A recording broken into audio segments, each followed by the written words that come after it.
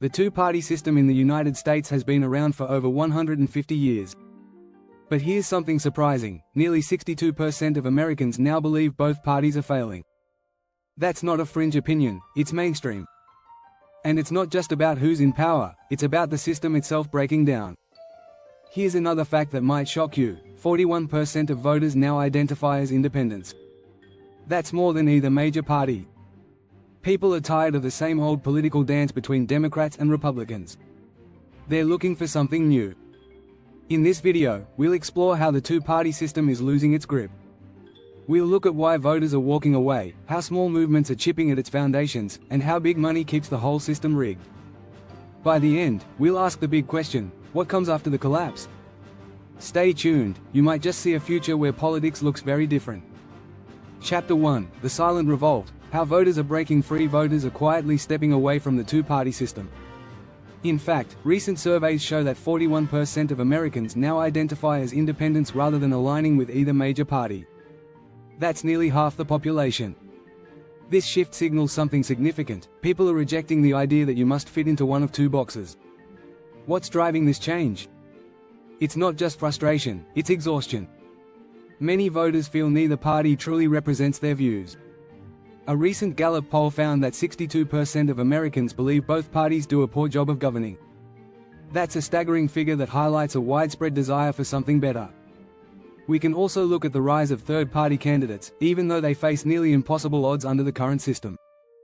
In 2016, Libertarian candidate Gary Johnson got over 4 million votes. While that didn't win him an election, it showed that many voters were willing to step outside the norm. The silent revolt is real. Voter turnout patterns support this idea too. In the 2020 election, 77% of registered voters cast ballots, one of the highest rates in history. Yet, despite the high numbers, a massive chunk of voters still felt dissatisfied with both major party candidates. So, while people are voting, many are simply choosing what they see as the lesser of two evils, not a party they fully believe in. Chapter 2: The Rise of Micropolitics: Power in Niche Movements Beyond the Surface of Traditional Party Politics. Something interesting is happening. Micropolitics is taking hold. Small, niche movements focused on specific issues are gaining momentum, and they're chipping away at the two-party monopoly. Think about the environmental movement, or grassroots campaigns focused on racial justice, healthcare reform, or LGBTQ+ rights. These movements aren't interested in fitting neatly into party boxes. Instead, they target one issue at a time and push for direct action. For example, the Sunrise Movement, a youth-led organization advocating for climate change policies, played a key role in pushing the Green New Deal into mainstream discussions. They weren't waiting for Democrats or Republicans to act, they forced the issue onto the national stage. In fact, niche political movements are more powerful than ever before, thanks to social media and digital activism. A Pew Research study showed that 70% of Americans have participated in online political discussions, and 47% have engaged in social or political causes online. These spaces give voice to people who feel ignored by the two-party system. Micropolitics allows people to organize around a single cause, rather than being forced into the broad platforms of a major party. It's no longer about sweeping ideologies, it's about laser-focused change. This is one of the reasons we're seeing younger generations gravitate towards single-issue movements. They feel like they can actually make a difference here, rather than being lost in the shuffle of party politics. Chapter 3: Corporate Puppeteers: How Big Money Controls Both Sides. One of the biggest reasons the two-party system persists is simple: money. Big money controls politics in ways most of us never even see. According to Open Secrets, the 2020 election saw over $14 billion in spending.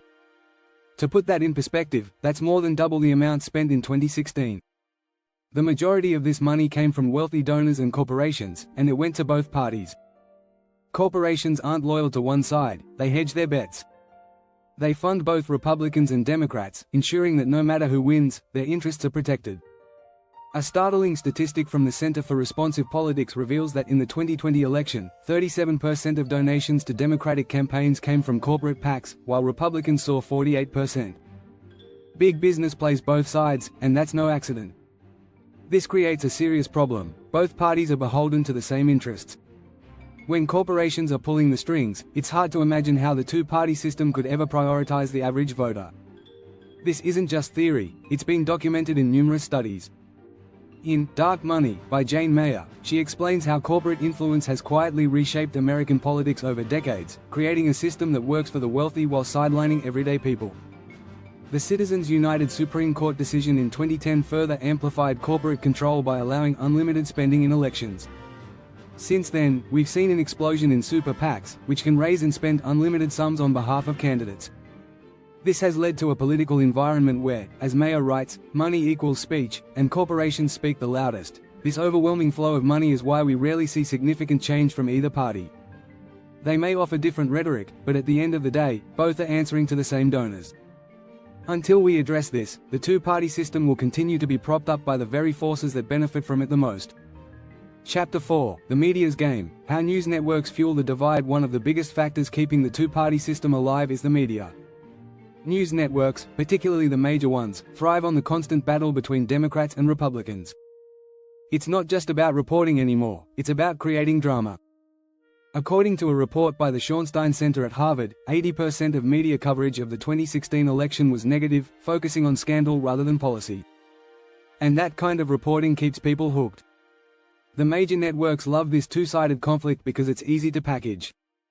CNN leans left, Fox News leans right, and both keep their viewers locked into a specific political bubble. This creates echo chambers where viewers rarely hear ideas that challenge their beliefs.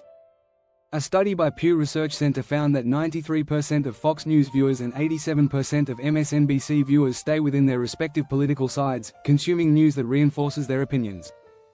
This us versus them mentality fuels polarization. The more divided people are, the more likely they are to stick with their party, even if they don't fully agree with its policies. Media networks know this. It's a strategy that keeps the two-party system going, even as people grow more disillusioned with both sides. In Amusing Ourselves to Death, Neil Postman warned about how media could become more focused on entertainment than serious discussion, and that's exactly what we see today. The news isn't just about informing the public anymore, it's about getting ratings. This reliance on sensationalism keeps voters trapped in a constant cycle of outrage, making it harder for third parties or independent movements to gain traction in the national conversation. Chapter 5: Generation Disrupt, Why Millennials and Gen Z Reject Party Labels. Younger generations are stepping away from traditional political structures in droves. A recent Pew Research survey found that 44% of millennials and 48% of Gen Zers identify as independents, compared to just 27% of baby boomers. That's a huge shift. And it's not just about rejecting party labels, it's about rejecting the entire political framework that the two-party system represents. These generations are more focused on issues than party loyalty. Climate change, racial justice, and healthcare reform rank at the top of their concerns. According to a Harvard Institute of Politics poll, 55% of young Americans believe that the two-party system is failing. They don't see the Democrats or Republicans as capable of solving the problems they care most about. What's interesting is how they're organizing outside of the traditional political system. Movements like Black Lives Matter, March for Our Lives, and the Sunrise Movement have been largely led by younger activists. These groups aren't relying on party structures, they're creating their own. They're using social media and direct action to push for change, bypassing the slow-moving political machines that often water down their goals. This shift in mindset could be the beginning of the end for the two-party system. Millennials and Gen Z are projected to make up 40% of the electorate by 2024, and if their current voting patterns hold, both major parties could find themselves increasingly irrelevant. As Amanda Littman, co-founder of Run for Something, said, "Young people aren't waiting for permission to change the system, they're doing it themselves. Tap the subscribe button and be a part of our growing community."